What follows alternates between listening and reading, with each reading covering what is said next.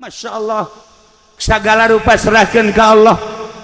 Lamun Kangjeng Nabi ditanya ke sahabat ya Rasulullah abdi teh hayang sugi sanu pangsugihna Allah penta kanu pangsugihna. Abdi hayang gagah sanu panggagahna Allah penta kanu panggagahna. Abdi mah hayang kuat numpang kuat da saha Gusti Allah penta kanu pangkuatna. Hayang naon penta ka Gusti Allah. Itu Kangjeng Nabi mere cara penta hayang sugih ulah menta kamomonon. Urang Cisoka mah minta kamu monon atuh segala ke Gunung Kawi segala macam-macam minimal minta tulisan kaki Nurjaya bukunya lagi susah.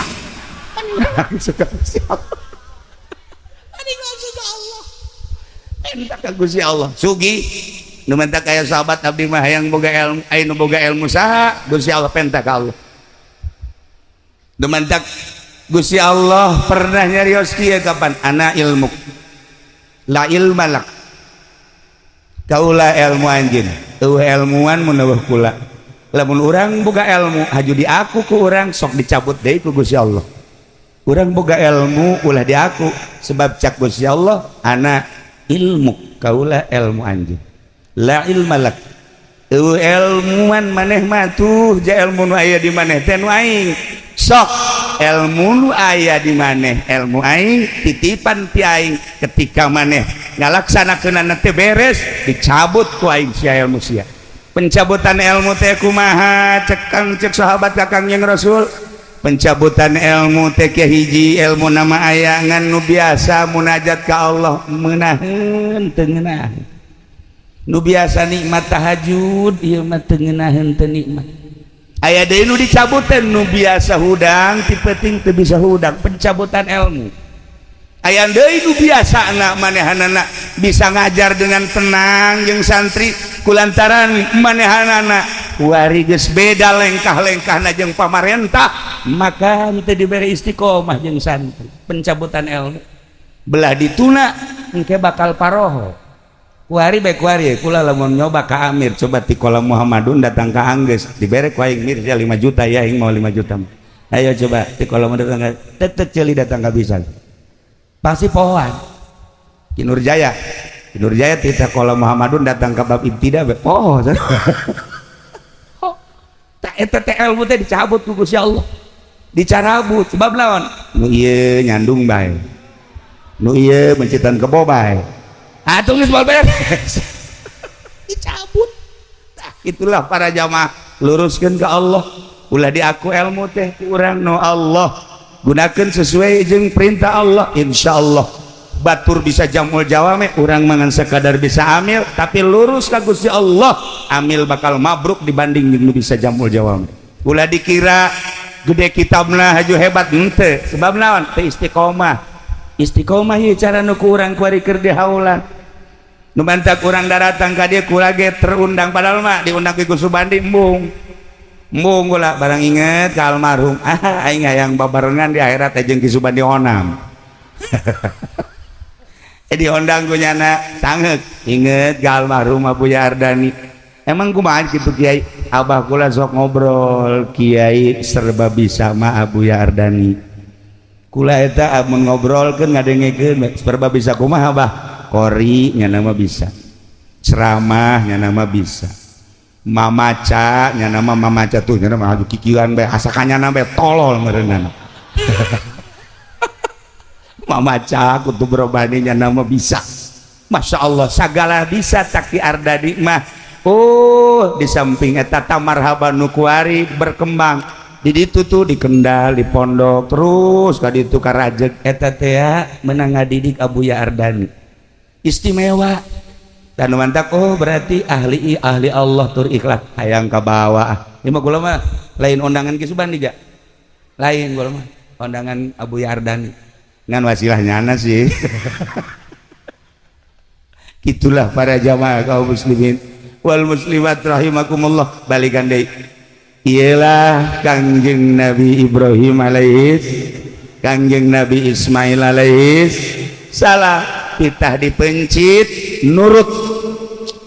Mudah-mudahan urang dibere anak sing narurut cara Kangjeng Nabi Ismail mudah-mudahan orang boga anak cara Kangjeng Nabi Ismail pinterna, mudah-mudahan orang boga anak cara Kangjeng Nabi Ismail nurutna, mudah-mudahan orang boga anak kos Kangjeng Nabi Ibrahim barahana loyalna jeung sagala rupana, amin ya robbal alamin.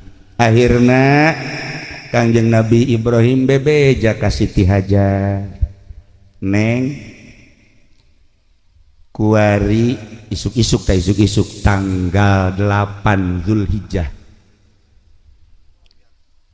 ieu anak pandian nu rapih geus dipandian pakaian baju nupang bagusna sisiran anu rapih minyakan cek Siti Hajar dek ka mana emang dek dibawa ke tempat makan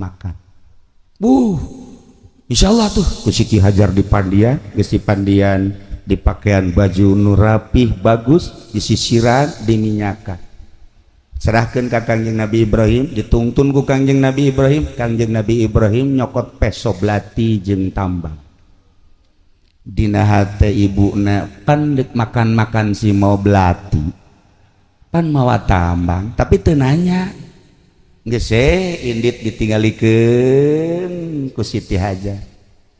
Datanglah Kamina.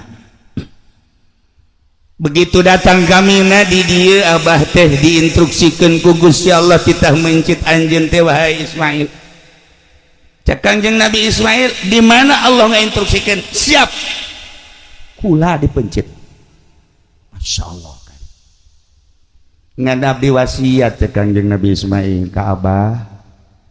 Di mana-mana kula dipencit hiji talian leungeun kula nu mantak di talian leungeun jeung suku abeh begitu kula meronta ka talian abah teu pati sedih jang abdi moal sedih sebab nu kadeuleu Allah budak 13 tahun pikir ku nomor kadua abdi wasiat di mana-mana abdi rek dipencit beungeut abdina ilal ardi coba sangharepkeun ka taneuh supaya besi abdi merenyi jeung ceurik abah ulah neuleuh merenyi abdi abah mah abah bae kena tenang. Katilu wasiat di mana rek dipencit abdi leungeun baju abah wayahna jubah abah kudu disingsatkeun maksudna abe getih abdi ulah aya nu nempel selain ka taneuh besi kurang ganjaran abdi ku sebab ngecret ka leungeun baju abah. Nomor kalimana bejakeun ka ibu abdi ibu Hajar bejakeun kitu anak dipencit teh lain berarti ieu teu deudeuh jeung teu nyaah tapi dititipkeun ka zat nu maha ngahampura maha deudeuh maha nyaah maha sagala-galana urusanana leuwih tibatan indung jeung bapa ngurusan ka abdi bejakeun ka emak. Nomor kagenepna besi aya budak sebaya jeung abdi ulah dideketkeun ka abdi besi ngajerit tur ulah dideketkeun ka ibu abdi besi ibu abdi engke majarkeun abdi. Nomor katujuhna ieu baju abdi buka setelah abdi dipencit sanggakeun ka ibu jang pelipur lar supaya ibu ketika nanyakeun mana Ismail ieu bajuna ai Ismailna ka mana dititipkeun ka zat anu maha ngurus urusanana leuwih tibatan indung jeung bapana. Maksudna kumaha bejakeun dipencit ieu bajuna masyaallah kari. Nomor kadalapana besi aya budak-budak saumur abdi salila setahun 2 tahun ulah keuna nyaba ka imah besi engke ibu abdi nyebutkeun Ismail teh segede kitu baheula waktu dipencit teh ulah supaya ngomong kitu. Masyaallah kari. Eta wasiat diabadikeun di sejarah. Eta wasiat teh dibaca ku para aulia Allah. Eta sejarah teh dibaca ku ulama-ulama. Sagede Ismail, Kangjeng Nabi Ismail umur 13 tahun geus bisa wasiat model kos kitu ka indung bapana. Mangga bapak abdi besi rek dipencit. Begitu di talian Kangjeng Nabi Ibrahim Kangjeng Nabi Ismail ku Kangjeng Nabi Ibrahim jol teh iblis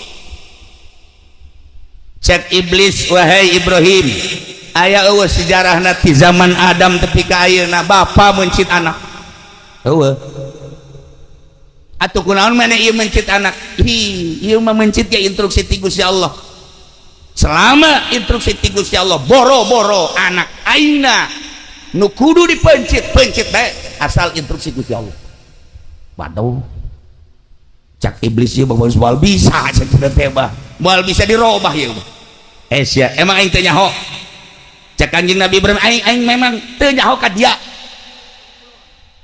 aing nyaho ka dia teh lain manusia dia tolol bawa dia mah asalna Kanjeng Nabi Ibrahim karangkas lah hari temeureun nyokot batu Kanjeng Nabi Ibrahim langsung dicekel begitu dicekel dibalangkeun bismillah Allahu akbar ceker timpahan Kanjeng Nabi Ibrahim ka iblis kena matana bocos matana besi aya polisi nu bocos matana eta berarti katimpah eta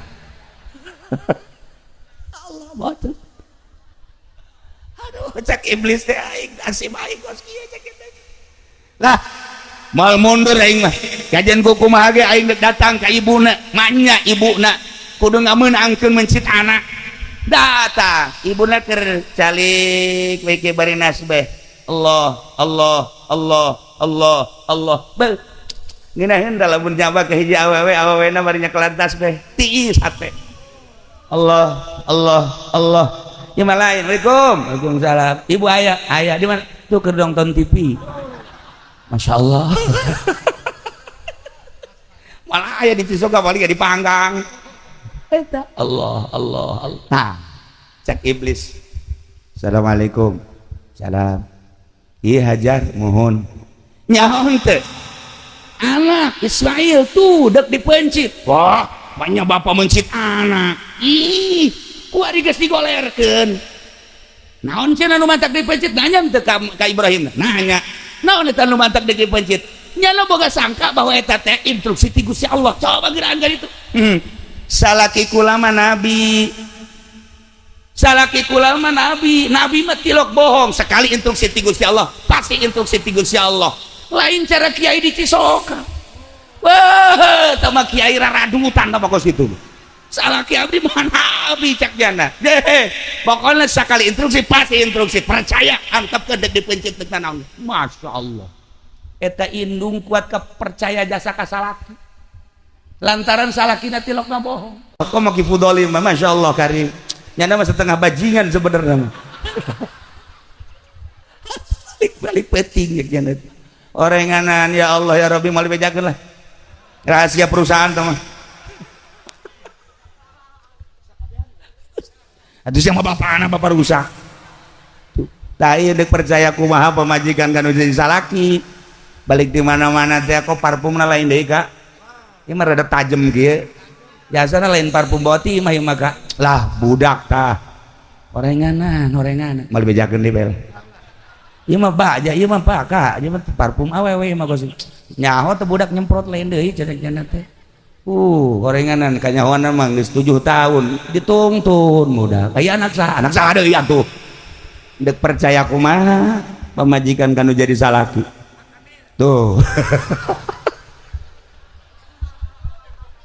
ya Allah ya Rabb Masya Allah nah geus heseun iblis datang deui ka Kanjeng Nabi Ismail maneh teh dipake ka dedeh jeung kanya aku indung bapak di mana-mana ulin teh bapak mana jeung maman teh seserian ningali tingkah man teh kuresep haju mana dek dipencit ieu nurut bae selama perintah Allah cek Kanjeng Nabi Ismail kula moal keluar ti perintah Allah sebab abah kula nabi boga impian langsung ti Gusti Allah kita mencit kula leuwih ti dipencit kula siap nuturkeun lain ka bapak tapi ka Allah Subhanahu wa taala bari nyekel batu ditimpah deui ku Kanjeng Nabi Ismail joger bae mata nu hiji deui kena buta besi kapanggih jeung polisi buta nah iya atau abri nu buta atau geus eta berarti lelengseran ti ditu eta ya Allah ya Rabb jadilah kuari syariat ketika orang datang ke Mina nimpahan jumratul aqobah, nimpah ula wusto aqobah, ula wusto aqobah sasakalana eta. Ya Allah ya Rabb, langsung Kangjeng Nabi Ibrahim siap dek mencit Kangjeng Nabi Ismail alaihi salam, geus digolerkeun di dinya, disiap dek dipencit ku Kangjeng Nabi Ibrahim. Bismillah, Allahu Akbar. Tarik ka luhur, tarik dekat tungkulkeun ka hadap, teuteurak Kanjeng Nabi Ismail, Abah sing teger atuh ulah boga karunya ka abdi. Ai instruksi ti Gusti Allah mah kerahkeun tanaga Abah. Ulah aya karunya abdi geus siap biasa. Sekali deui. Bismillahirrahmanirrahim, Allahu Akbar. Tarik ka luhur kenceng. Kahandapkeun deui. Teuteurak. Sama sekali teuteurak. Udah Kanjeng Nabi Ismail, bah. Coba ganti pesona, bah. Coba ganti pesona ke heula. Ieu Abah lain lalagaan ieu peso ke. Urang coba heula ka tangkal korma. Langsung dibabetkeun ka tangkal korma. Cek. Buntung tangkal korma. Coba ka batu langsung dicoba ka batu. Brak, belah batu. Kurang kumaha, Abah? Kurang kumaha? Coba sakali deui bah ieu pencit dan pancang jasa ieu. Kula teu kuat jasa geus hayang kapanggih jeung Allah. Masya Allah karim. Tasih keimanan jeung katauhidan model kos kitu budak umur 13 tahun. Budak umur 13 tahun di Cisoka mah kieu ge can lempeng. Tauhid ka Allah manteng na pohar. Ya Allah ya Rabb. Ai kieu ti Nurjaya mah lain deui.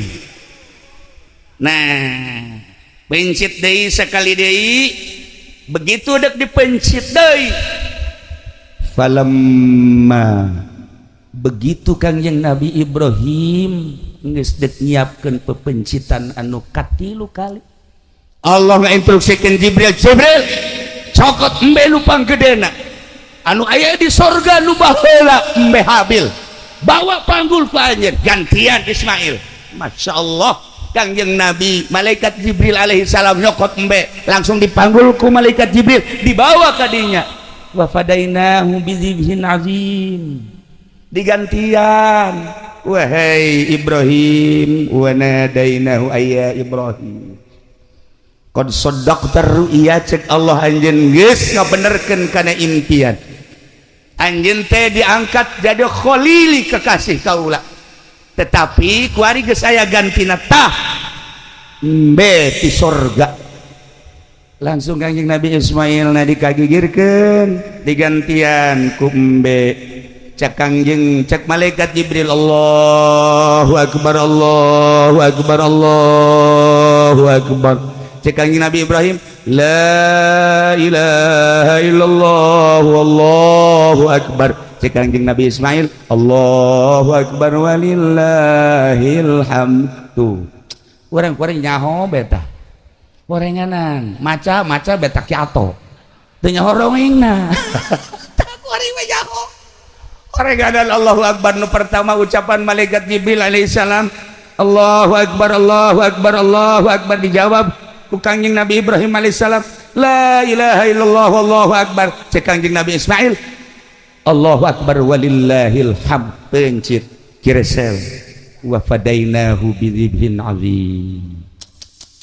Inna kadzalika najzil muhsinin. Ibrahim di alam ku Gusti Allah moal aya salila dunia aya nu nandingan ka anjeun wahai Ibrahim.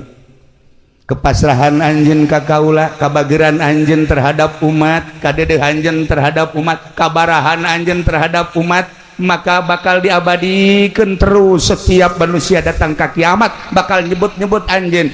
Urang maca kama shallaita ala sayyidina Ibrahim wa ala ali sayyidina Ibrahim wa barik ala sayyidina Muhammad wa ala ali sayyidina Muhammad kama barakta ala sayyidina Ibrahim wa ala ali sayyidina Ibrahim fil alamin innaka Hamidum Majid. Allahumma shalli ala sayyidina Muhammad wa ala ali sayyidina Muhammad kama shallaita. Nah disebut sholawat Ibrahimiyah. mun dibaca ba'da salat 7 kali tapi ba'da subuh mah 40 kali insyaallah bakal dijadikeun jelema anu murah hate tur bakal dijadikeun jelema nu sugih bari daek sedekah. Tah kan loba jelema nu sugih tapi hese ka sedekah. Bae eta mah merepet dur-dur pet. Atuh pada teh koret aya 3 bagian, aya koret merepet dur-dur pet. Aya koret doang, aya koret merepet dur-dur pet. Aya koret doang mah, koret doang kata tangga, koret tapi kanyana mah jeung pamajikan bager biasa. Koret mah.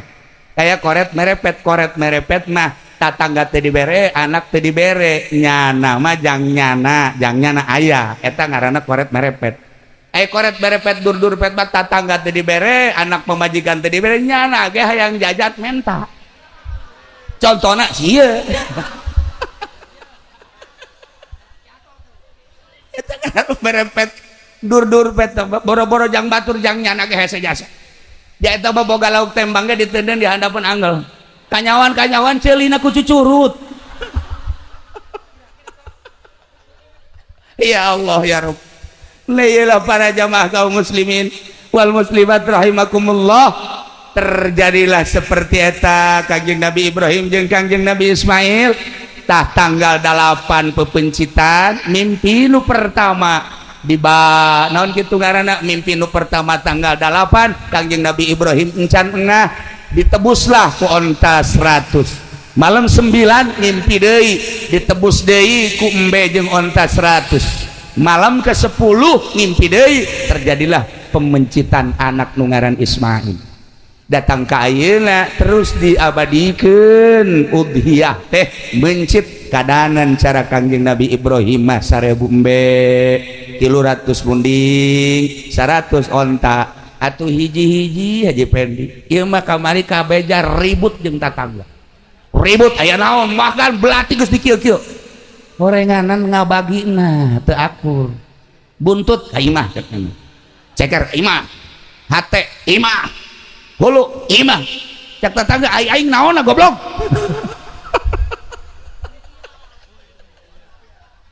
ribut kadanan mereka batur lu aya ge ngabagi geus teu beres masyaallah eta ge sapasar kemis ngan eta-etana doang henteu nu sejen mah di Cisoka mah kabehan ya Allah ya Rabb. Nailah nyaritakeun Kangjeng Nabi Ibrahim jeung Kangjeng Nabi Ismail intina hiji urang ciptakeun gerageh di urang suasana model Kangjeng Nabi Ibrahim alaihissalam urang tuturkeun kabageran Kangjeng Nabi Ismail dengan sendirina manusia bakal menyerap naon nu aya di urang sebab ku kabageran Kangjeng Nabi Ibrahim alaihissalam jelema daratang hayang disyahadatan loba anu ti jararaut ti Baghdad ti Iran ti Turki datang ka Kangjeng Nabi Ibrahim teh ngadege kaisimawan Kangjeng Nabi Ibrahim langsung maca 2 kalimat syahadat tanpa kudu lelempangan cara kifudoli sapeting 3 panggung baheul lain hanya maraca syahadat pugunyana ge subuhna kieu teh Allahumma ini bang cak anakna bah emang duhat ada loba omong je atuh lamun nyana kos kitu atuh masyarakat ge leuwih ti kitu sarua bae kabehan horenganan nah ieulah urang tuturkeun ciptakeun contoh Kangjeng Nabi Ibrahim kadua Kangjeng Nabi Ismail alaihissalam berlanjut ti Mina terus datang ke tempat pangsaian Mas'a ieulah nuturkeun Kangjeng Nabi Ismail alaihissalam Siti Hajar baheula teh aya hiji nabi anu istimewa ngaranna Kangjeng Nabi Ibrahim alaihis Kangjeng Nabi Ibrahim teh dakwah lain heureuyan lantaran bapakna ku anjeun Masya Allah penyembah berhala lain sekedar penyembah berhala tapi pembuat berhala raja anu kasohor baheula biadabna Raja Namrud di mana tenurut ka raja paehan bui Masya Allah kan Namrud mah sarua jeung Firaun mudah-mudahan raja-raja di urang mah ulah cara Namrud ulah cara Firaun lah orang maningan cara Haji Jaya baik gitu tah maksudnya mencitan jelema bae gitu.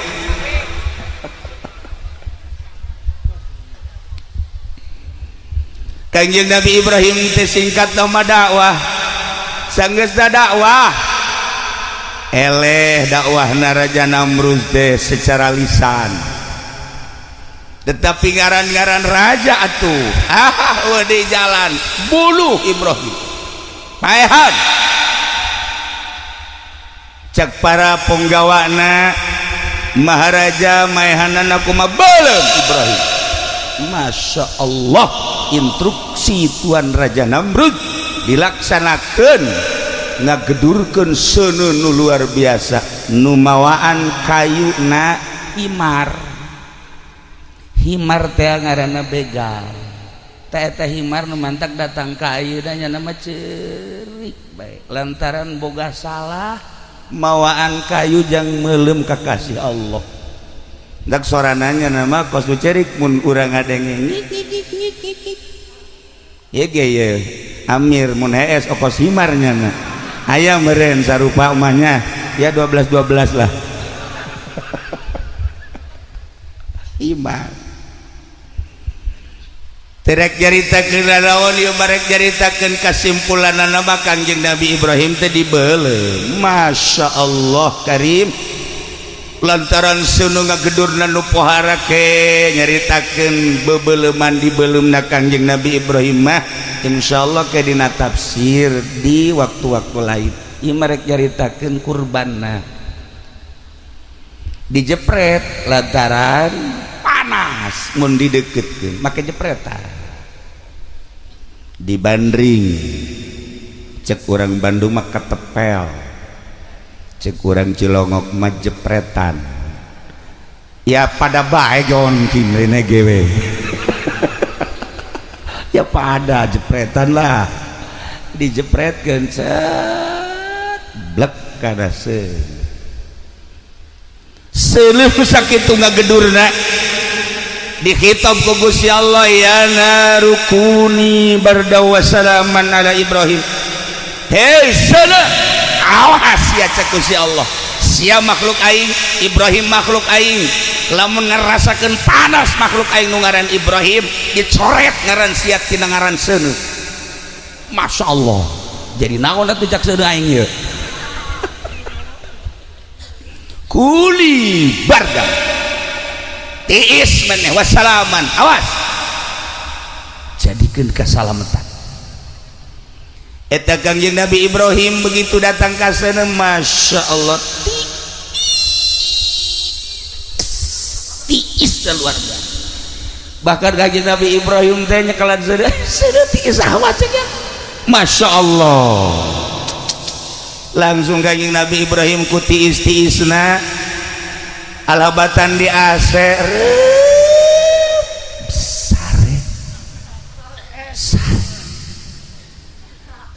kuari ge lamun anu HS ieu kateulihan Nabi Ibrahim ye kuari kata Nabi Ibrahim Masya Allah kari di samping HS sare tatangkalan jararadi nungaran anggur nungaran apel nungaran jeruk berbagai-bagai bubuahan. Masya Allah Kangjeng Nabi Ibrahim hudang kaget ieu baja apel ieu baja jeruk tuh Kangjeng Nabi Ibrahim dibalangkeun ka seuneu bubuahan loba di Imah Haji Pendi mah urut loba di hes di padang hes eueuh komo tatarina eueuh mah atuh eueuh bae geus. Nah ieu ge khawarikul adat teh termasuk min jumlati belah kencai mah ya Kangjeng Nabi Ibrahim istimewa Masya Allah.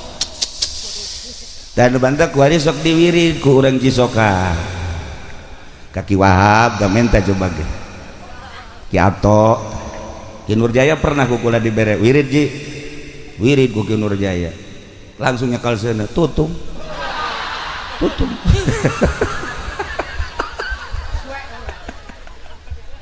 ulah jalakeun ka kula ngawirid aja teh khusyuk.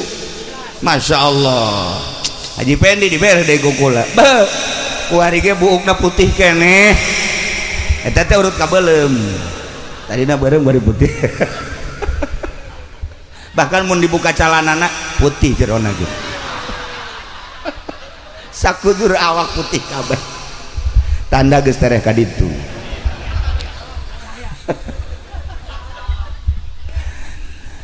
nah guys kesimpulan nama Kangjeng Nabi Ibrahim salamet. Kangjeng Nabi Ibrahim dibelem di mana cenah kieu tempatna Turki besi ibu-ibu bapak-bapak hayang ningali tempat pembakaran Kangjeng Nabi Ibrahim yuk jeung kula ka Turki deui ka ditu kuari nyencelengan sapoena 100 perak kadituna 50 juta sabar tahun enta sih kaburu parae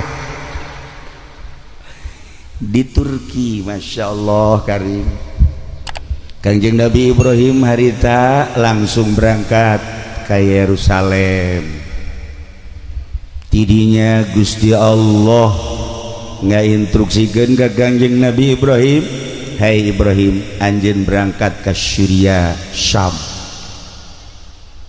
Kangjeng Nabi Ibrahim berangkat apa pamrih jeung istrina Siti Hajar berangkat ke Syria ke Syam tidinya Kangjeng Nabi Ibrahim titah ke gunung berangkatlah Kangjeng Nabi Ibrahim munajat diabadikeun dina Al-Qur'anul Karim wa qala inni zahibun ila rabbi cek Kangjeng Nabi Ibrahim simkuring dipiwarang ku Gusti Allah di Palestina ke Suriah ke Yerusalem inni zahibun ila rabbi sayahdin piwarang munajat pepentaan nu bakal dituduhkeun ku Gusti Allah nu bakal dibere ku Gusti Allah naon nu dipenta ku Kangjeng Nabi Ibrahim Kangjeng Nabi Ibrahim teu loba pamenta rabbi habni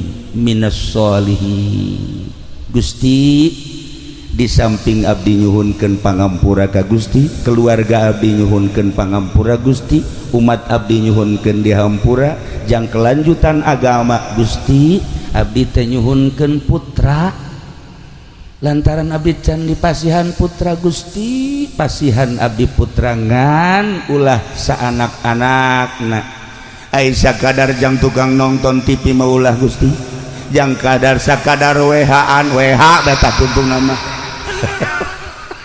ulah Gusti jang sakadar mangun cimplong mah teu hayang abdi teh Gusti abdi mah hayang minas solihin abdi mah hayang dipasihan putra anu saleh Masya Allah ibu bapak penta ka Gusti Allah jang perjuangan agama selanjutnya pondok pesantren teh kuari teh makin tenggelam dina ayana kiai na teh geus acak-acakan kiai mah koridorna kiai mah sekupna hanya sekedar ulama teh ngembangkeun agama di mana celek ngaji lain nyaritakeun nagara kuari acak-acakan lantaran kiai ilu campur di agama ilu campur di negara nu nagarana lain bentuk syariat nagarana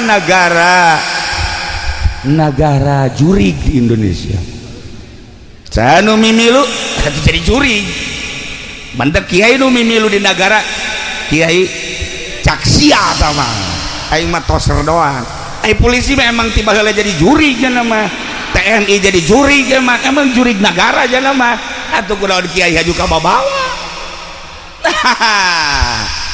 masalah nu jadi masalah aja kiai ge sarua jelema boga kahayang agama jadi acak-acak iyalah jadi permasalahan di Indonesia pro dan kontra dibahas Jawa Timur Jawa Tengah Jawa Barat termasuk Banten membahas tentang kelanjutan agama setelah diacak-acak ku para kiai asup di kementerian asup di DPR asup di kebupatihan asup di gubernuran aya eueuh hasilna kiai nu aya di DPR poin mana nu geus dihasilkeun ku kiai eueuh sama sakali jeung henteu maksud dararawah di dinyana teh kula akrab jeung Kiai Haji Zainuddin MZ almarhum ketika manehanana ngobrol jeung kula bukan dunia kiai ternyata DPR.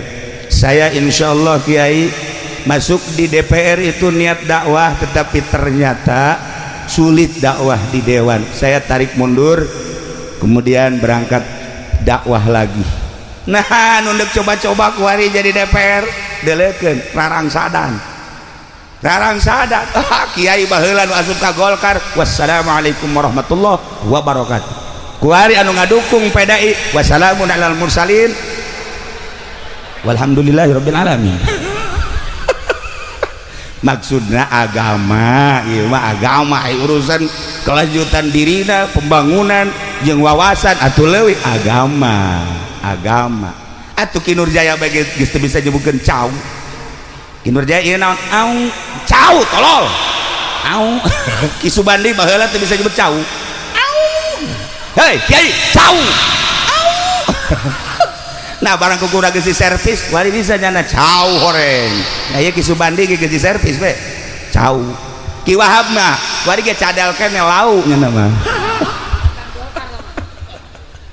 masalah ngan agama cadel urusan negara pasehat urusan pembangunan istimewa urusan agama cadel iyalah nu jadi masalah di Indonesia. Para jamaah kaum muslimin wal muslimat rahimakumullah. Nah Kangjeng Nabi Ibrahim muli ka bumi Masya Allah karim telila Kangjeng Nabi Ibrahim dipasihan keturunan tina hasil doa munajat di hiji gunung istrina Siti Hajar ngandung Masya Allah borosote seorang anak lalaki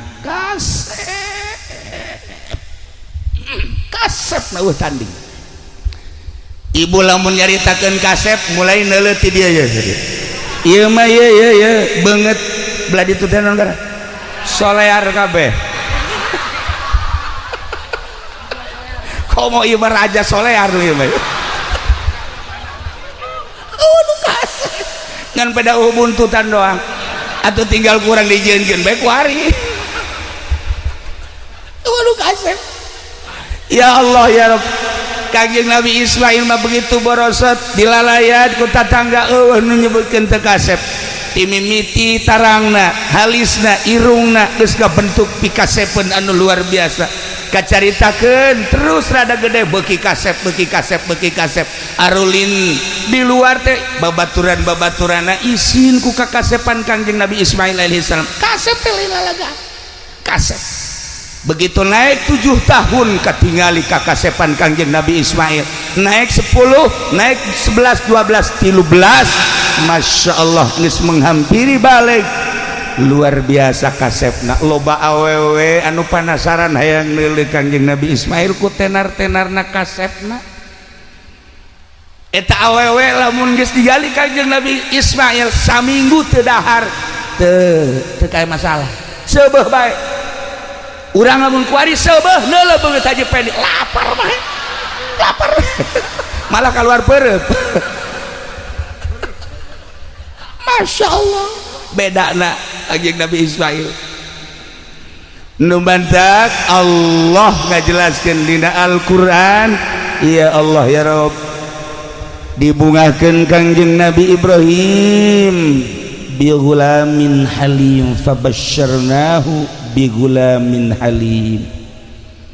Kangjeng Nabi Ibrahim doana diijabah ku Gusti Allah dibere pangbubungah ya Allah bi ghulamin halim dibere anak nu ngaran Ismail halim teh kasabaranana leuwih tibatan sabar biasa disebut aris sabar mah loba tapi mah leuwih tibatan sabar nu biasa istimewa bunga nu kacida Kangjeng Nabi Ibrahim jeung Siti Hajar di mana isuk-isuk ningali anak nu sakitu kasepna cerdas dan luar biasa eueuh pibendueun indung bapa resep ningali anak jeung dina resepna dina salian ti resep teh capetangna dina salian ti capetang cerdasna dina salieun cerdasna babantu ngabantuan imah tangga teh geus teu kudu dititah. Masya Allah, du jadi bapa jeung indung boga anak. Ismail cumpon resepna luar biasa. Masya Allah kan. Lamun urang boga anak kos kitu ngeunah. Nah barang geus umur 13 tahun Kangjeng Nabi Ibrahim diberi impian ku Gusti Allah. Impianana model, impianana titah mencit anak nu ngaran Ismail. Aisyah sakalana kumaha emang Kangjeng Nabi Ibrahim nu mancat titah mencit anak. Sasakalana Kangjeng Nabi Ibrahim teh ya Allah ya Rabbi buarahanana luar biasa. Di mana-mana bulan haji Kangjeng Nabi Ibrahim teh ieu sedekah embe 1000 embe. Nu ngaran munding 300 munding, onta 100 onta. Lain dina bulan haji bae. Ketika lewat sebulan 2 bulan Kangjeng Nabi Ibrahim sedekahna 1000 embe teu pernah kurang. 300 jamus munding 100 onta. Ya Allah ya Rabb, datang ke masyarakat ya masyarakat kabeh ngarasaan ngadahar daging, kabeh ngarasaan nu resep embe daging embe, nu resep onta daging onta, nu resep munding daging munding, kabeh ngarasaan. Datang ke malaikat kageteun malaikat. Masya Allah cek malaikat hamba Allah nu ngaran Ibrahim kubarahan-barahan teuing. Masyarakat kabeh bunga ngadahar daging kabeh. Ai kunaon kiai kuari dibere korban masyarakat teu ngadahar daging. Beak kabeh ku kiai. Lain di dieu di Blaraja. Lain Masya Allah eta kiai teh daekeun ngabagi. Loba nu menta ge teh dibere ieu mah jang kiai. Ya Allah eta urang Blaraja, KTP-na mah urang Cisoka. Aya kemodelan antara Kangjeng Nabi Ibrahim jeung kiai-kiai urang. Malah nu ieu mah ulah ka dipencit engke cenah jang sedekah. Nu ieu mah ulah waka, nu ieu mah ulah waka. Dikirim kabeh bangsa jelema-jelema anu dipekadeudeuh ku nyana masyarakat banu menta. Ya Allah dibere saparapat on. Dibere saparapat on. Aju ku nyana ditusukan digarang. Ya Allah teu datang ka beuteung jadi ceuhil doang. Lord. Masya Allah. Komo tukang mencit kulit dibawa ku nyana. Hulu dibawa kunyana, ceker dibawa kunyana, jeroan dibawa kunyana. Hei, ieu kumaha lalakona? Masya Allah, talancuh nage talancuh dibawa. Ya Allah ya Rob, ya Allah ya Rob, Gusti Allah, eta anak buah Ki Nurjaya, kunaon jadi kos kitu? Orang dititah kunyana. Kangjeng Nabi Ibrahim. Pohara Kangjeng Nabi Ibrahim dalahar kumaneh ta 1000, dalahar ta kumaneh 300, man munding ta dalahar kumaneh onta. Ya Allah ya Rabb, masyarakat mika cinta luar biasa ka Kangjeng Nabi Ibrahim alaihi salam lantaran nyana mah bebereanana nu pohara. Eueuh hiji tamu nun teh disuguhan ku Kangjeng Nabi Ibrahim, bahkan antara Baghdad Suriah, Palestina Suriah, Mekah Suriah, lantaran Suriah teh pusat perpasaran, pusat pasar, di mana baik nyieun kam-kam, nyieun pos-pos, jang pedagang-pedagang, jang musafir-musafir nu liwat, setiap liwat kadinya kudu disuguhan. Ya Allah ya Rabb, beuh lamun urang model kos kitu tah kaboga urang dikerahkeun pohara, maka malaikat selalu memandang Kangjeng Nabi Ibrahim alaihi salam. Aya sababaraha masyarakat anu naros oge malaikat Jibril diutus ku Gusti Allah titah ngarupa manusia bareng jeung para inohong para tokoh. Kangjeng malaikat Jibril menghadap ke Kangjeng Nabi Ibrahim. Assalamualaikum. Waalaikumsalam. Ya Ibrahim, aya anjeun popoharan ting ieu sedekah mandi ribuan hewan disodakohkeun henteu nyaah. Cek Kangjeng Nabi Ibrahim, ieu hewan milik Allah lain milik kula. Kula teu ngarasa ngapi milik diri kula anu Allah. Dunia langit jeung bumi katut esina nu Allah diinstruksikeun ku Gusti Allah kita sedekah selama Allah marentah boro-boro hewan. Andai kata kaula boga anak kula mau diinstruksikan kita dipencit ku kula mah demi nurutna ka Gusti Allah. Masya Allah kan. Iyalah Kangjeng Nabi Ibrahim Khalilullah. Kangjeng Nabi Ibrahim munajat tadi di pasihan putra sakitu kasepna umur 13 tahun geus rada dewasa. Falamma balagu ma'ahu sa'ya, barang Kangjeng Nabi Ismail geus datang kana had sa'ya, bisa ngabantuan indung bapana, bisa ngabantuan tatanggana, bisa ngabantuan naon nu bisa dibantu. Masya Allah Kangjeng Nabi Ibrahim dibere ngimpi. Wa qala ya bunayya cek Kangjeng Nabi Ibrahim anaking Ismail kadi aya naon abah? Inni ra'aitu fil manam. Abah tadi peuting ngimpi. Ngimpi naon abah? Anni azbahuka. Abah ngimpi titah mencit anjeun wahai Ismail. Fanzur madza taro. Coba kumaha pemikiran anjeun impian abah teh titah mencit anjeun teh. Kumaha jawaban Kangjeng Nabi Ismail?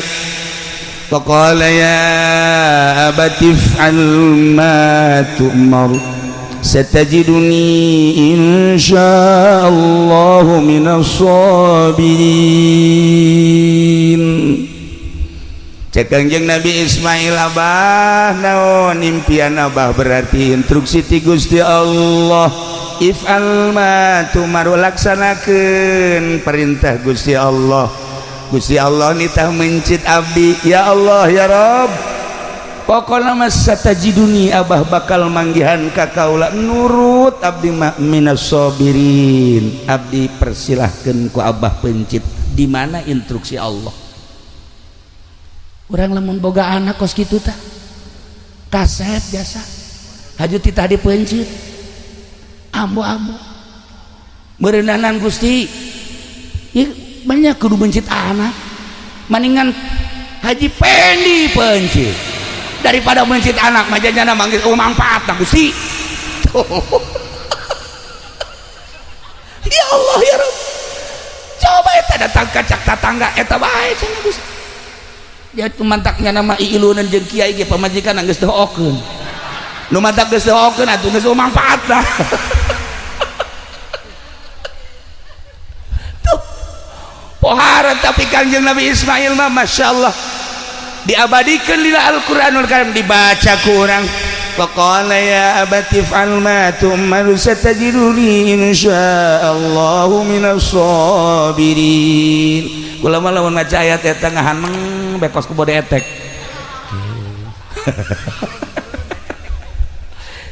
Sekula teh ieu si budak pohara amat nurutna kanu jadi kolot. Masya Allah. Kangjeng Nabi Ibrahim na sakitu poharana, anakna sakitu sabarna, hayang amat boga anak seperti kos kitu tah. Urang majol anak, masya Allah geus mamawa kampak ieu bae. Bah, kampak leutik ieu bah. Emang jang naon? Tarang abah ya. Maksudnya naon sia? Belikeun motor bah. Lamun henteu antara dua kaca jeung tarang abah. Sial da orang Cisoka mah garoblok. Pol Cisoka. Sia naonan cak abah. Heh, pan kula di pegahan besina ge ku abah. Memeh ka batur ka abah heula. Goblok ibu dah. Ah, ieu bah ieu. Seminggu motor eueuh awas. Mun teu kaca tarang. Nu kadua adina geus mau martil gede bae mak. Awas ya mah ieu. Naon sia naon sia? Naon? Lamun kakak dibelikeun motor kula henteu susu emak hiji. Sial boga anak karari amat. Sia ieu naonan? Teu bisa naonan. Pokona mah kieu bae geus pokona mah. Kakak dibelikeun kula henteu. Awas. Masyaallah. Imah hareudang imah. Hareudang ngobrol bae bapana jeung pamajikan anak orang jadi karari bongan sia si pasantren modern sakai nge pasantren salap lo kadenge budak santri salap mah mau martil paling gara gaji ya gara-gara di pasantren modern kos kieu tah tanu adina mah mangkaning tan tu pasantren modern acan nya nama asan mah sakola tah hasil sakola pak kos kieu pan batur ge itu tuh sakolanya jadi DPR mah leuwih kejam tibatan anak urang mah kampak hayang motor DPR mah tanda tangan deuh jahat sama kos kitu mah deuh itu jadi polisi atuh polisi dengan modal lah priwit doang jerona mah tuh sarua mah anak urang deres keneh sakieu mah ye nu bener tungtungna udah bener boga anak teh masyaallah nah pasantren ke coba tanya daekeun teh pasantren salap pak nya nama paling ge nyicingkeun tiluk mama marti paling ge nyicingkeun bae ieu budak balik pasantren kok tuh ngomong-ngomong mana coba tanya hayang naon sambar janji ieu balik pasantren ngomong-ngomong mah hayang naon umur geus sabaraha mah umur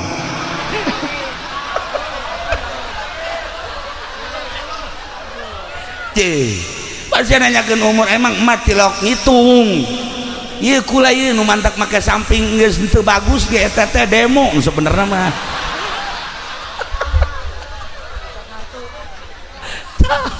paling ge kos kitu doang ulah leuwih ti 30 mak waduh bibit kolot dia ka ditu mah tah eta paling ge sakitu santri salap bang demona teh kawin jak mana teh atuh kawin teh pan meureunan si anak teh si anakan aju engke kumaha eta si anak sia tah barang daharna mak kula kan geus pasantren ya di dieu tijan mah ye di dieu sanusi ye di dieu umul barohin mak pinuh ku katauhidan mak mama tugas mah ngawinkeun ka dituna urusan kula masyaallah mak Allah luar biasa atuh geus pokona mangke ge hese-hese teuing mah balik deui ka mama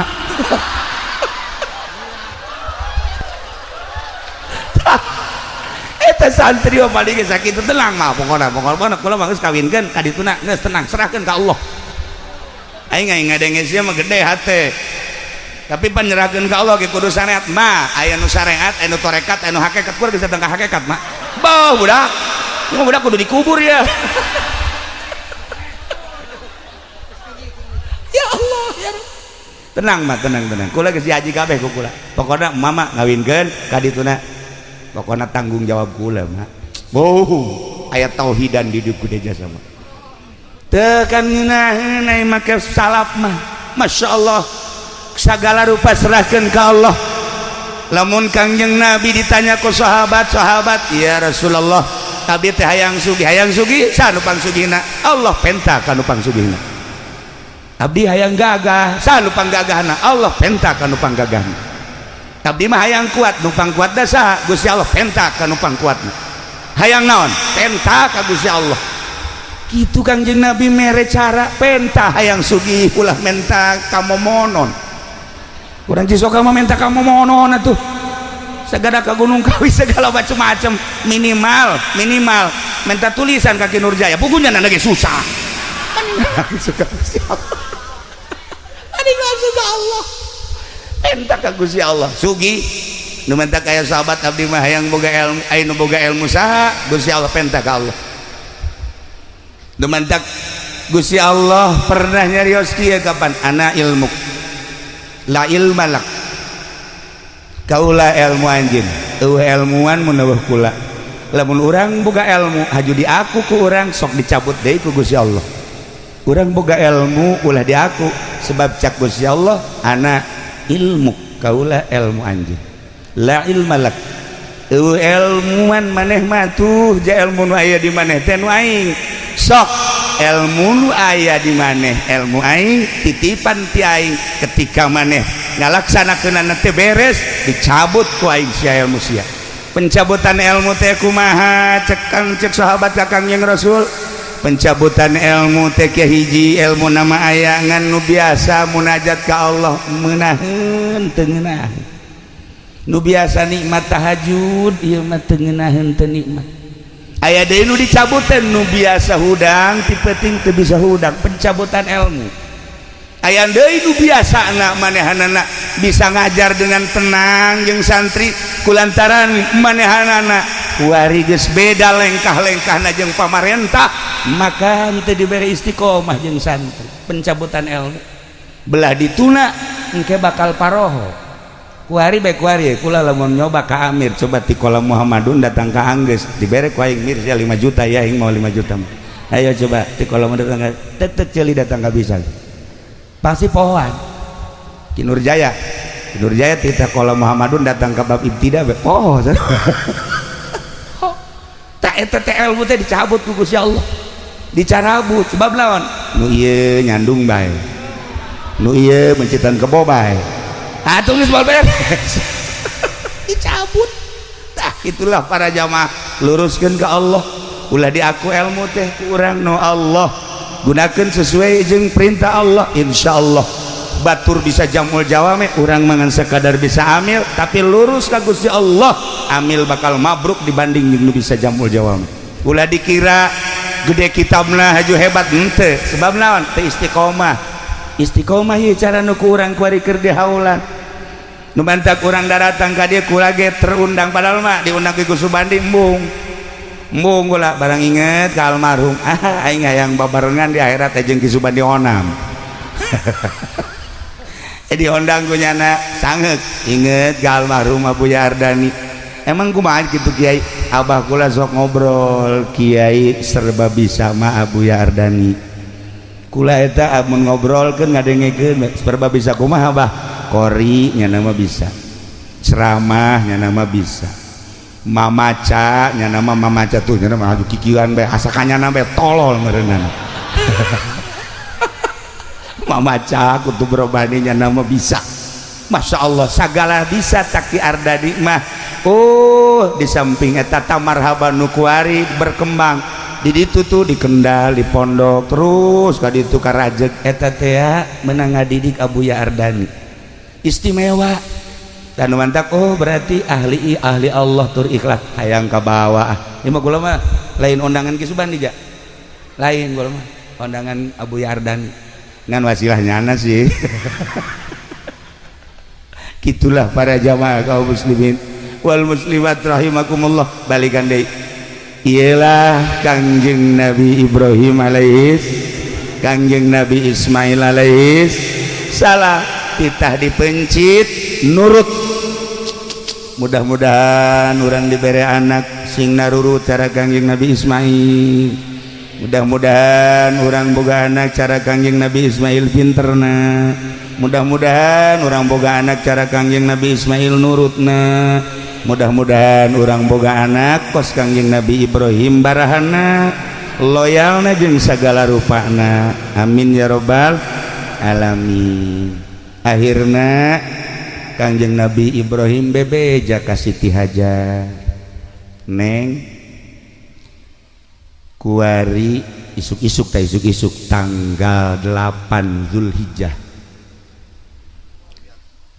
ieu anak pandian nu rapih geus dipandian pakaian baju nupang bagusna sisiran anu rapih minyakan cek Siti Hajar dek ka mana emang dek dibawa ke tempat makan insyaallah tuh ku Siti Hajar dipandian geus dipandian di pakaian baju nu rapih bagus disisiran diminyakan serahkeun ka Kangjeng Nabi Ibrahim ditungtun ku Kangjeng Nabi Ibrahim Kangjeng Nabi Ibrahim nyokot peso belati jeung tambang dina hate ibuna pan dek makan si mau belati pan mawa tambang tapi teu nanya geus indit ditinggalikeun ku Siti Hajar datanglah kamina begitu datang kamina di dieu abah teh diinstruksikeun ku Gusti Allah titah mencit anjeun teh wahai Ismail cak Kangjeng Nabi Ismail di mana Allah ngainstruksikeun siap kula dipencit Masya Allah kan ngadab di wasiat cek Kangjeng Nabi Ismail ka abah di mana-mana kula dipencit hiji talian lengan kula nu mantak di talian lengan jeung suku abeh begitu kula meronta katalian abah teu pati sedih jang abdi moal sedih sebab nu kadeuleu Allah budak 13 tahun pikir ku urang. Nomor kedua abdi wasiat di mana-mana abdi rek dipencit beungeut abdina ilal ardi coba sangharepkeun ka taneuh supaya besi abdi merenyi jeung ceurik abah ulah neuleuh merenyi abdi abah mah abah bae kena tenang. Katilu wasiat di mana rek dipencit abdi leungeun baju abah wayahna jubah abah kudu disingsatkeun maksudna abe getih abdi ulah aya nu nempel selain katana besi kurang ganjaran abdi kusebab ngecret ka leungeun baju abah. Nomor kalimana bejakeun ka ibu abdi ibu hajar bejakeun kitu anak dipencit teh lain berarti ieu teu deudeuh jeung teu nyaah tapi dititipkeun ka zat nu maha ngahampura maha deudeuh maha nyaah maha sagala-galana urusanana leuwih tibatan indung jeung bapa ngurusan ka abdi bejakeun ka emak. Nomor kagenepna besi aya budak sebaya jeung abdi ulah dideketkeun ka abdi besi ngajerit tur ulah dideketkeun ka ibu abdi besi ibu abdi engke majarkeun abdi.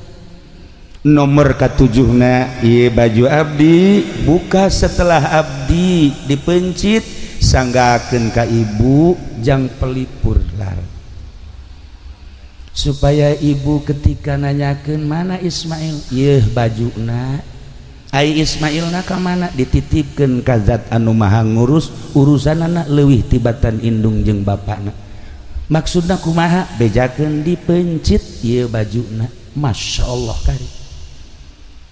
Nomor kadalapana besi aya budak-budak saumur abdi salila setahun 2 tahun ulah keuna nyaba ka imah besi engke ibu abdi nyebutkeun Ismail teh segede kitu baheula waktu dipencit teh ulah supaya ngomong kitu. Masyaallah karim. Eta wasiat diabadikeun di sejarah. Eta wasiat teh dibaca ku para aulia Allah. Eta sejarah teh dibaca ku ulama-ulama. Sagede Ismail Kangjeng Nabi Ismail umur 13 tahun geus bisa wasiat model kos kitu ka indung bapana. Mangga bapak abdi besi rek dipencit mah. Begitu di talian Kangjeng Nabi Ibrahim Kangjeng Nabi Ismail ku Kangjeng Nabi Ibrahim jol teh iblis. Cek iblis wahai Ibrahim aya eueuh sejarahna ti zaman Adam tepi ka ayeuna bapa mencit anak. Eueuh atuh kunaon mana ieu mencit anak ieu mah mencit ke instruksi ti Gusti Allah selama instruksi ti Gusti Allah boro-boro anak aina nu kudu dipencit pencit bae asal instruksi Gusti Allah waduh cak iblis ieu moal bisa cenah teh mah moal bisa dirobah ieu sia emang aing teu nyaho cak Kanjeng Nabi Ibrahim aing memang teu nyaho ka dia aing nyaho ka dia teh lain manusia dia tolol buat dia mah asalnya Kanjeng Nabi Ibrahim karangkaseu lah di temurun nyokot batu Kanjeng Nabi Ibrahim langsung dicekel begitu dicekel dibalangkeun bismillah Allahu akbar jeger timpahan Kanjeng Nabi Ibrahim ka iblis kena matana bocos matana besi aya polisi nu bocos matana eta berarti katimpah eta Allah bocor. Aduh cak iblis teh aing nasib aing kos kieu cak kitu. Lah mal mundur aing mah. Kajian kumaha ge aing datang ka ibuna, manya ibuna kudu ngameunangkeun mencit anak. Datang ibuna keur calik we ke bari nasbeh. Allah Allah Allah Allah Allah. Bel. Ngeunaheun da lamun nyaba ka hiji awewe-awewena bari nyakelan tasbih tiis hate. Allah Allah Allah ya malain Assalamualaikum Waalaikumsalam ibu ayah di mana tuh keur nonton TV Masya Allah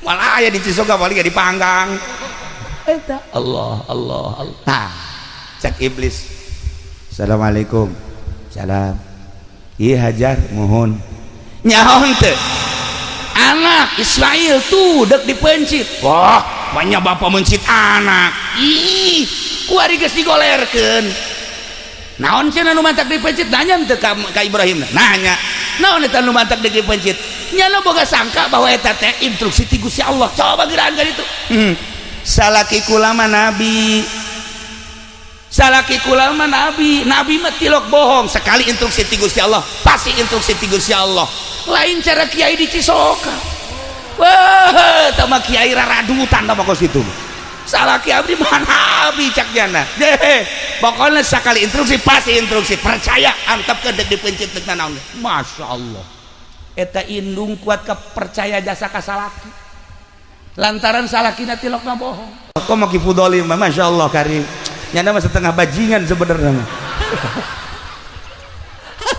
balik peting ya nyana orenganan ya Allah ya Rabbi mal bejakeun lah rahasia perusahaan tuh mah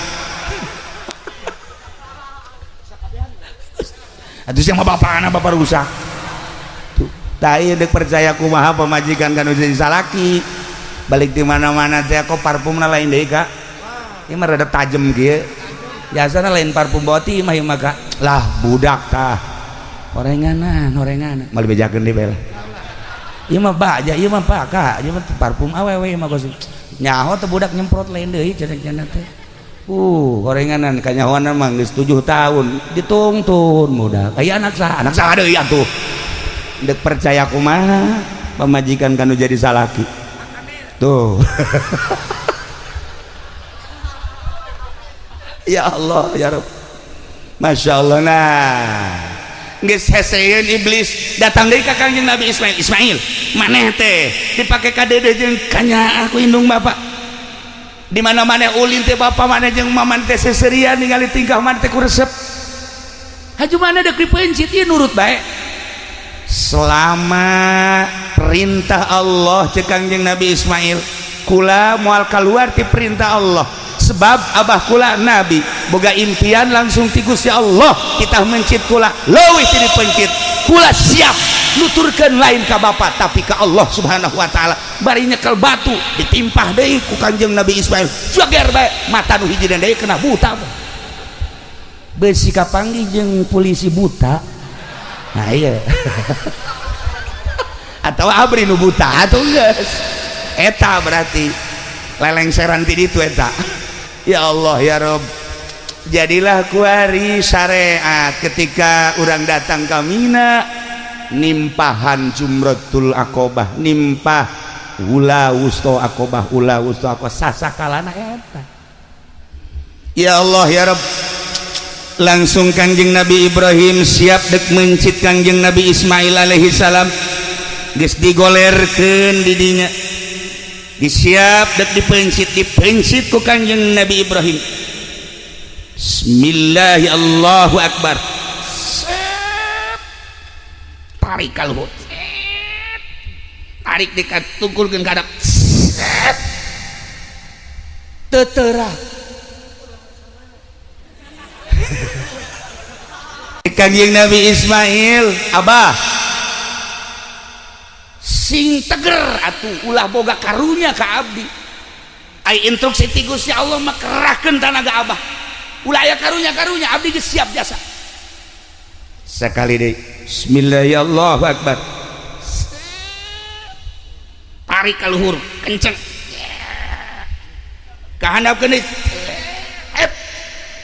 teuteurak sama sekali teuteurak udah Kanjeng Nabi Ismail bah coba ganti pesona bah coba ganti pesona ke heula ieu abah lain lalagaan ieu peso ke urang coba heula ka tangkal korma langsung dibabetkeun ka tangkal korma cep buntung tangkal korma coba ka batu langsung dicoba ka batu belah batu kurang kumaha abah kurang kumaha coba sakali deui bah ieu pencitna nu pancang jasa ieu kula teu kuat jasa geus hayang kapanggih jeung Allah Masya Allah karim si keimanan jeung katauhidan model kos kitu budak umur 13 tahun budak umur 13 tahun di Cisoka mah kieu ge can lempeng can lempeng ieu mah geus tauhid ka Allah manteng na pohara ya Allah ya Rabb ai Ki Ihti Nurjaya mah lain deui.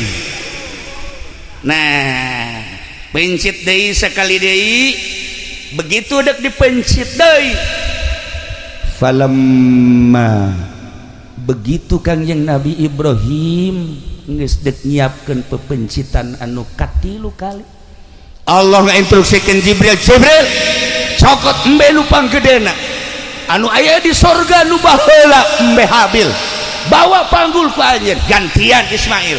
Masya Allah Kangjeng Nabi malaikat Jibril alaihi salam nyokot embe langsung dipanggul ku malaikat Jibril dibawa ka dinya wa fadainahu bizibhin azim digantian wahai Ibrahim wa nadainahu ayya Ibrahim qad saddaqta ru'ya cek Allah anjeun geus ngabenerkeun kana impian anjeun teh diangkat jadi khalili kekasih kaula tetapi kuari geus aya gantina tah embe ti sorga langsung Kangjeng Nabi Ismail na dikagigirkeun digantian ku embe cek Kangjeng cek malaikat Jibril Allahu akbar Allahu akbar Allahu akbar cek Kangjeng Nabi Ibrahim la ilaha illallah wallahu akbar cek Kangjeng Nabi Ismail Allahu akbar walillahil hamdu urang-urang nyaho beta gorenganan maca beta kiato teu nyaho rongingna tak kuari we nyaho orenganan Allahu akbar nu pertama ucapan malaikat Jibril alaihi salam Allahu akbar Allahu akbar Allahu akbar dijawab ku Kangjeng Nabi Ibrahim alaihissalam la ilaha illallah wallahu akbar cek Kangjeng Nabi Ismail Allahu akbar walillahil hamd pencit kiresel wa fadainahu bidzibhin azim inna kadzalika najzil muhsinin. Ibrahim di alam ku Gusti Allah moal aya salila dunia aya nu nandingan ka anjeun wahai Ibrahim kepasrahan anjeun ka kaula kabageran anjeun terhadap umat kadedeh anjeun terhadap umat kabarahan anjeun terhadap umat maka bakal diabadikeun terus setiap manusia datang ka kiamat bakal nyebut-nyebut anjeun urang maca kama shallaita ala sayidina Ibrahim wa ala ali sayidina Ibrahim barik ala sayidina Muhammad wa ala ali sayidina Muhammad kama barakta ala sayidina Ibrahim wa ala ali sayidina Ibrahim fil alamin innaka hamidum majid. Allahumma sholli ala sayyidina Muhammad wa ala ali sayyidina Muhammad kama sholaita na disebut sholawat Ibrahimiyah mun dibaca ba'da sholat 7 kali tapi ba'da subuh mah 40 kali insyaallah bakal dijadikeun jelema anu murah hate tur bakal dijadikeun jelema nu sugih bari daek sedekah. Tah kan loba jelema nu sugih tapi hese ka sedekah. Weh, eta mah merepet dur-dur pet. Atuh pada teh koreta aya 3 bagian, aya koret merepet, aya koret merepet dur-dur pet. Aya koret doang, aya koret merepet, aya koret merepet dur-dur pet. Aya koret doang mah, koret doang kata tangga, koret tapi kanyana mah jeung pamajikan bager biasa. Koret mah. Kayak koret merepet mah tatangga teu dibere anak teu dibere nyana mah jang nyana aya eta ngaranna koret merepet. Koret merepet dur-dur pet mah tatangga teu dibere anak pemajikan teu dibere nyana ge hayang jajat menta contona sieu eta kan merepet dur-dur pet boro-boro jang batur jang nyana ge hese jasa dia eta mah boga lauk tembang ge diteudeun di handapeun anggel kanyawan ceulina ku cucurut. Ya Allah ya Rabb.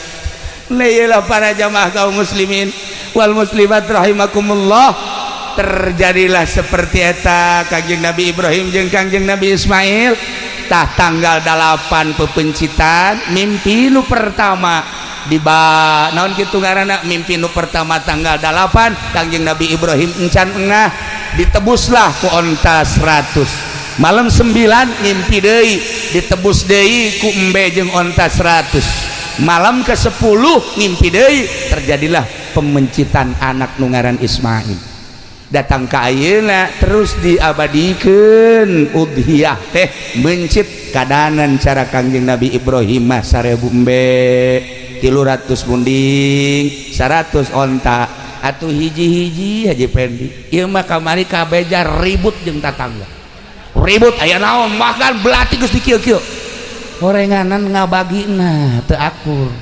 buntut ka imah ceker imah hate imah hulu imah cek tetangga aing naon goblok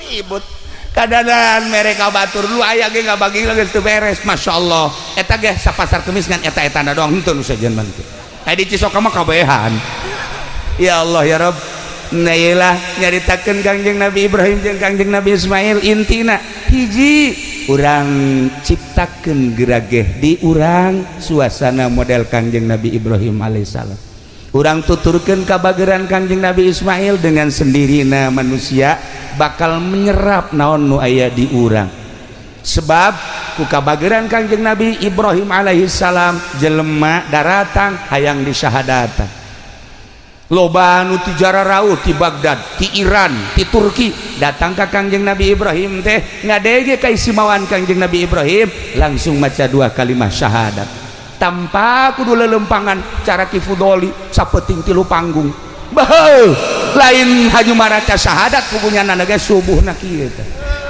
Allahumma jadi cak anakna bah emang duhat anak loba omong sia aduh atuh lamun nyanana kos kitu atuh masyarakat lagi leuwih ti kitu sarua bae kabehan horenganan nah ieulah urang tuturkeun ciptakeun contoh Kangjeng Nabi Ibrahim kadua Kangjeng Nabi Ismail alaihissalam berlanjut ti Mina terus datang ke tempat pangsaian Mas'a ieulah nuturkeun Kangjeng Nabi Ismail alaihissalam Siti Hajar para jamaah kaum muslimin wal muslimat rahimakumullah kiai-kiai urang nu laluhung kira Syamna di dieu di ditu abuyana Bu Kiai Abdul Halimna di dia Abuya Ardanina ieu teh jadikeun contoh ku urang kabehan lain sekadar ilmu dibaca nah hungkul tapi ieu ke masyarakatanana meureun nu mantak masyarakat teh ngimplet teh bisa daek belajar marhaba bisa daek baca sholawat di dirina meureun aya marhabaan hartina aya marhabaan teh cinta ka Kangjeng Nabi hartina aya sholawatan teh cinta ka Kangjeng Nabi Muhammad sallallahu alaihi wasallam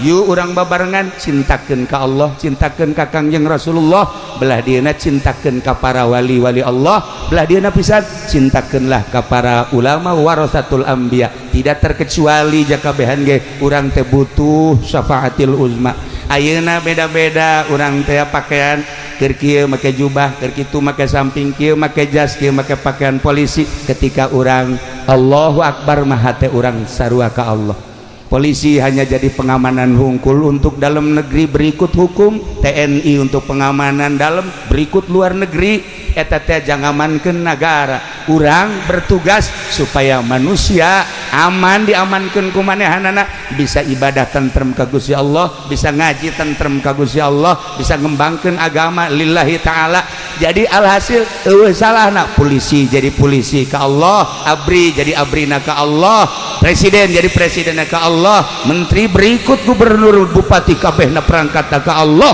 urang masyarakatna tuh komo kegiatan naon sarua pada ka Allah ai ka Allah nuturkeunana Kangjeng Nabi nuturkeunana para ulama para aulia Allah tuturkeunlah eta ulah mengkal ulah empungkal pengkol nu mantak nu paling hebat dina Al-Qur'an kan dijelaskeun innalladzina qalu rabbunallah tsumma istaqamu masyaallah jelema nu ngomong rabbunallah tsumma istaqamu istiqomah teh dina syariat nu bersyariat dina syariat nu berthariqah dina thariqah nu berhakikat istiqomah dina hakikat insyaallah eta teh bakal fala khaufun alaihim walahum ya zanun moal aya khauf jeung moal aya hazan boro-boro di akhirat boro-boro di kuburan di dunia keneh ge ahli Allah ma fala khaufun alaihim walahum yahzanun ahli syariat lamun urang ngomong rabbunallah tsumma istaqamu istiqomah dina syariat insyaallah maut di jero kubur moal aya khauf jeung moal aya hazan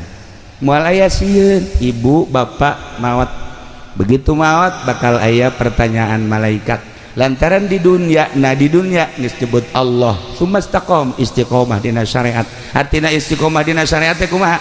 Lamun haram singnya haram kenana ka hate urang oh ieu mah haram, lamun makruh cek hate ieu mah makruh, ieu mah wajib cek hate ieu mah wajib urang laksanakeun, ieu mah sunah ieu urang laksanakeun, ieu mah mubah oh ieu mah mangga rek kumaha oge, geus nu haram haramkeun jauhan, nu halal halalkeun silahkan, nu wajib laksanakeun istiqomah, ulah nu haram di halal halal, nu halal di haram haram, iyalah nu bakal cilaka sebab teu istiqomah. Panjang orang menceritakan tentang sumastaqamu datang kad fala khaufun alaihim walahum yahzanun kabelah ditu nama jelema nu kos kitu teh ulaika ashabul jannah khalidina fiha, jelema nu Allah pangerana istiqomah dina syariatna bakal diasupkeun ka surga Allah subhanahu wa ta'ala. Di surgana lain ngontrak sapoe dua poe tapi khalidina fiha. Mudah-mudahan ku cintana urang ka Allah, ku cintana urang ka Kangjeng Rasulullah, cintana urang ka para ulama, cintana urang ka para aulia Allah, urang dijadikeun ku Gusti Allah ashabul jannah. Amin ya rabbal alamin.